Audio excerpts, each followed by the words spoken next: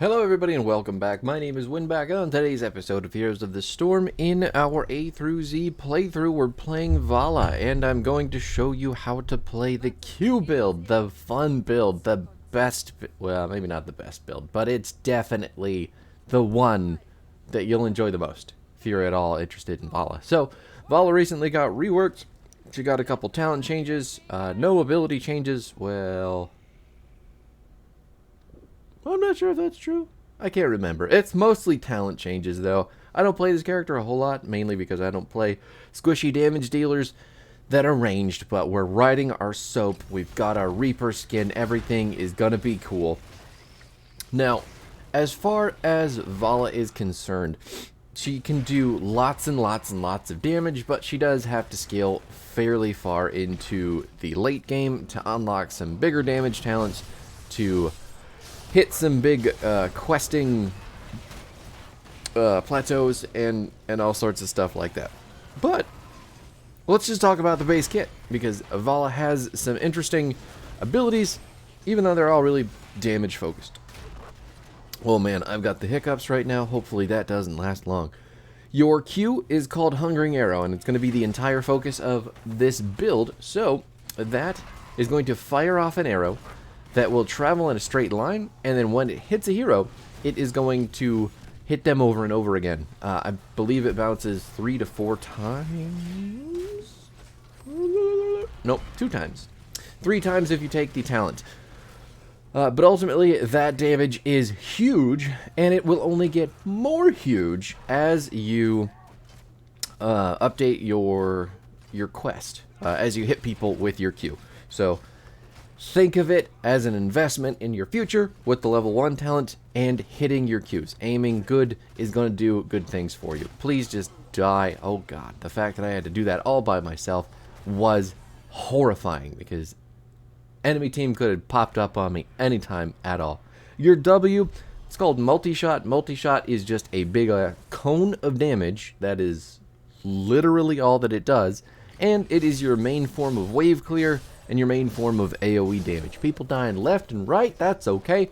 Your multi-shot, ultimately, I mean, it's just very good at getting rid of minions. It's very good at getting, AoE damage going, killing camps that are more than one person, unlike the samurai camp here on Hanamura. And I think we can finish talking about multi-shot, because that's really all that it is, just a big-ass cone of damage. Your E is called Vault. This is the, the second most important ability in this build. Ooh, is that a Johanna just making her way over to our samurai?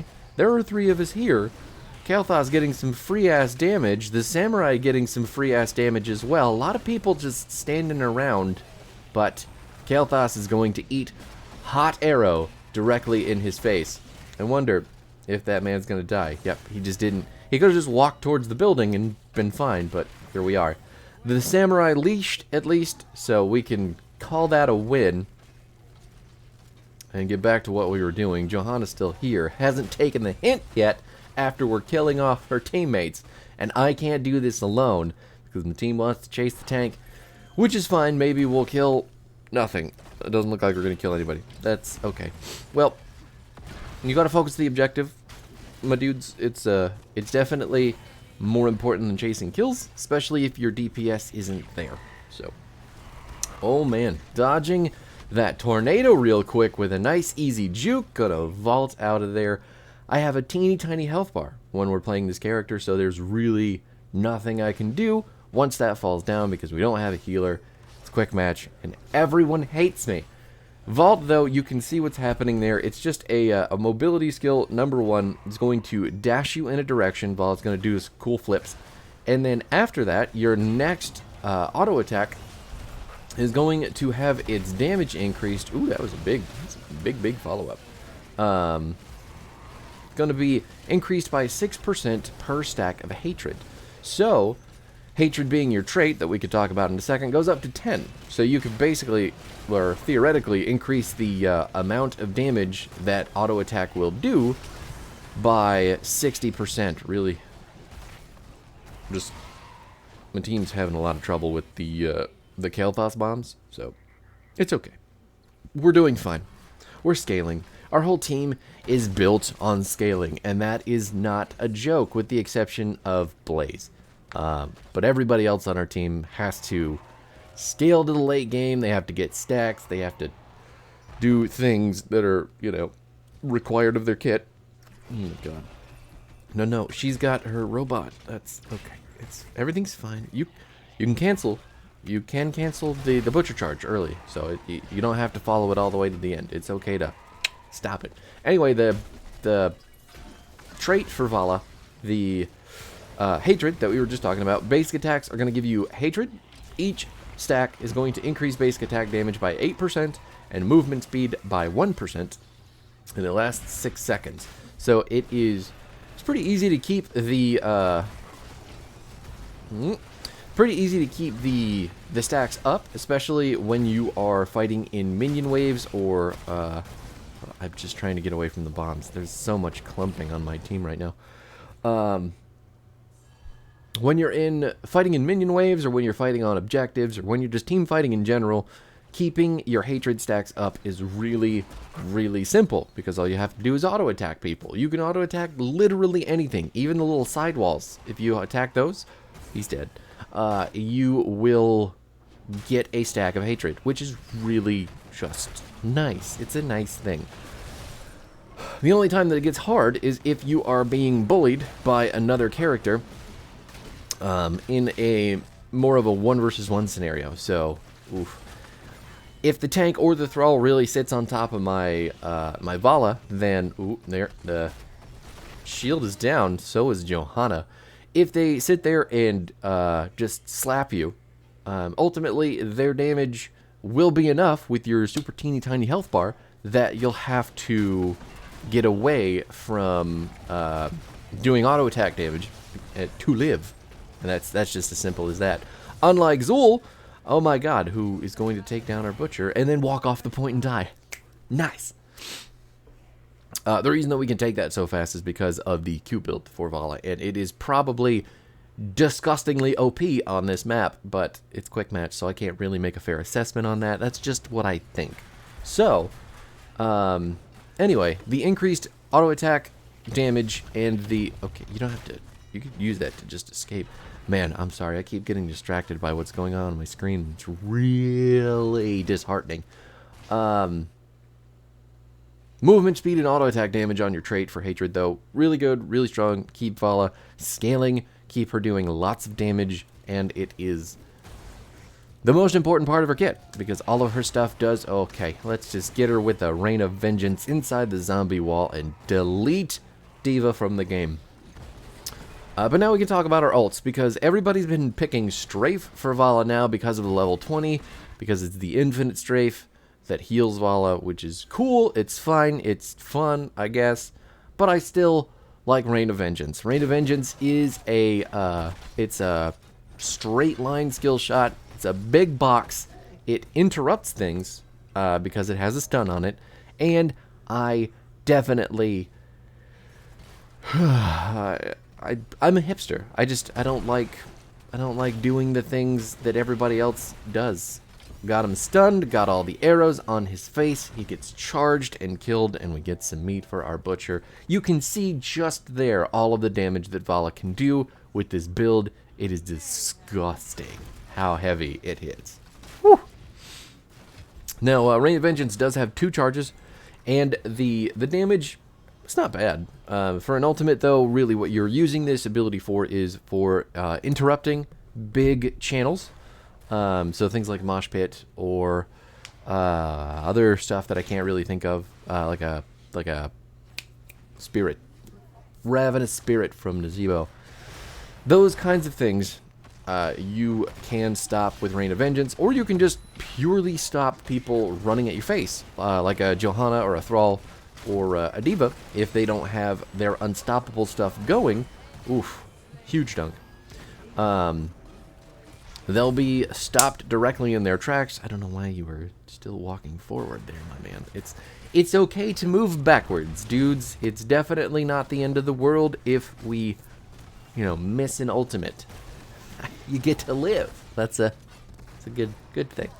Anyway, We can talk about the talents now because we've been missing out on those. Puncturing Arrow is your level 1 quest. It's going to increase the number of bounces from the Puncturing Arrow baseline, so it's going to do more damage in that way. And then your quest is going to increase the damage of the Q that hits the person first. So the one that you shoot out of the gun to hit a hero, that's going to do a shitload of damage. And that is only going to increase the more arrows that you hit. So right now we've hit 26 Qs for 182 bonus damage on the initial impact of our Hungering Arrow, which is pretty spicy. Oh man, he's just hella dead, huh? Unless... Wow, he got away. Diva's not going to get away, though, that's for sure. We'll take the easy, low-hanging fruit with the tiny-ass health bar. So it's going to do 252 baseline right now with the initial impact of the Q, and then we can add on our 182, which is 352, 430-ish on the damage. And that's just for the first impact of the Q. Every bounce after that is not empowered, but it is going to still do a bunch of damage. Oh man, Thrall is going to get away from Blaze, it looks like. Good Ancestral Wrath. There's the Pyroblast on the Asmodan. I don't know, he's not going to die. He's got a big-ass health bar, he's fine. I'm going to go do the Samurai by myself so you guys can see how cool this build is, especially on this map. This is a quote-unquote boss camp, and we only took 35% of our health bar because of these talents. So level 1, the Puncturing Arrow, we've been getting lots of damage. Repeating Arrow is our level 4 talent. Every time that we vault, we're going to reset the cooldown of our Q, which is fantastic because you can get 2 Qs instantly, and at level 20, it's going to make much more sense. At level 7, we took Monster Hunter. Hungering Arrow deals 150% additional damage to minions, mercenaries, and monsters, which is the whole reason that we just shredded that samurai all by ourselves. Didn't need any help because we have achieved maximum scaling for that particular thing. We're trading kills right now. I'm just trying to put damage into the enemy team. We've got the Diva mech down. I don't necessarily want to go in because there's a bunch of minions and a bunch of point-and-click damage from that Kael'thas, while our Nazebo does this. He's going to get the building, it looks like, because the Gargantuan may eventually pay attention to... No, maybe the Catapult's doing something. And the Zul goes down, so I guess... All things considered, not bad. Not bad. Still didn't get the building, though. Building is still alive. That's a Thrall directly out in the middle of the lane, and he's just going to eat 1,000,000 arrows directly to his face. Just going to casually walk away from all... Is that a... We're doing fine, we're doing fine, we're doing fine. Got to roll. Nailed it. I don't think we actually had to roll. We probably would have got it at any point, but... you know, the more distance you get, the more health you're regenerating, the more likely you are to survive the Pyroblast. We have the Gloom talent at level 13, though. That's going to be our defensive talent. Gloom is going to give you passive spell armor, 20 passive spell armor, and then each stack of Hatred is going to heal you for 2.5 health per second. So, if we have 10 stacks, we're getting 25 health back per second. Not only that, but you can hit the activatable 1 key for Gloom, and all the stacks of Hatred that you have will be put into additional spell armor for your character, and you can get up to 50% spell armor, so it's good. It's definitely great for surviving things like Pyroblasts. Johanna getting yoinked in by the Lamb to the Slaughter. Fantastic stuff. The tank goes down. The Diva Bomb is fully charged. And that is a Poison Nova we've got to dodge. Just going to get away from the bomb, away from the poison. We're going to watch the Zul slow everybody's auto attack speed until he dies. The Bunny Hop is not going to catch me. I refuse. And Blaze goes down. Thrall thinking he's going to win a fight. Not going to happen there. And we can just casually take the camp and push the objective in, watching those arrows absolutely destroy everything. You got to keep pushing the thing, buddy. I've got the camp. It's fine. Thank you. We're good. All 5 people on the enemy team dead. We can talk about that. 16 talent now, Seething Hatred. While at max hatred, all damage is going to be increased by 10%. And this is the only talent that will really buff the Q damage to a considerable level. But normally you're going to take Manticore here. I just wanted Seething Hatred because of the increased Q damage, just to see how high we could get it. Oh man, that's crazy. 538 damage on that thing. And the game is just over. And then we've got Caltrops at level 20, or sorry, Acrobat at level 20, which is letting us vault 3 times, which is 3 resets on our Q, which is insane amounts of damage if we just land all of those hungering arrows on a single person. Not only that, but the Q, or sorry, the vault is going to be dropping Caltrops, which slow people that are chasing you and make it much easier to kill people.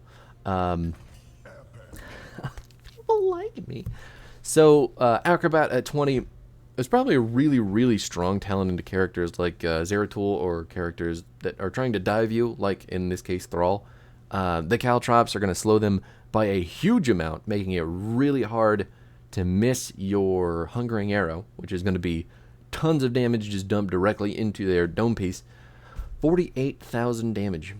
That's pretty good. 34 stacks on our Q. Nice stuff there as well. The enemy team did not stand a chance. And look at that. A Nazebo picked Humongoid because they weren't going to finish their stacks. That is heartwarming. Just truly warms the bones.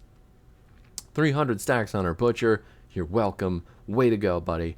And that is it. The build, again, in case you need it, is going to be Puncturing Arrow, Repeating Arrow, Monster Hunter, Rain of Vengeance, Gloom, Seething Hatred, Acrobat. And then the Monster Hunter at 7 is kind of a preference choice. You can do that on maps like Hanamura, number 1 for the Samurais, but you can also do that on BOE, Battlefield of Eternity, for killing the big boys really fast. And you can also use it on Cursed Hollow, because that will help you kill those bosses insanely fast. I think if Valla just has even one other person to tank all that damage for her, just not even a problem. But Samurais are easy because you can dodge a lot of their damage, and they're kind of slow, and they die quick. So there you have it. That's Valla in a nutshell with the Q build, and we'll be back tomorrow with Varian.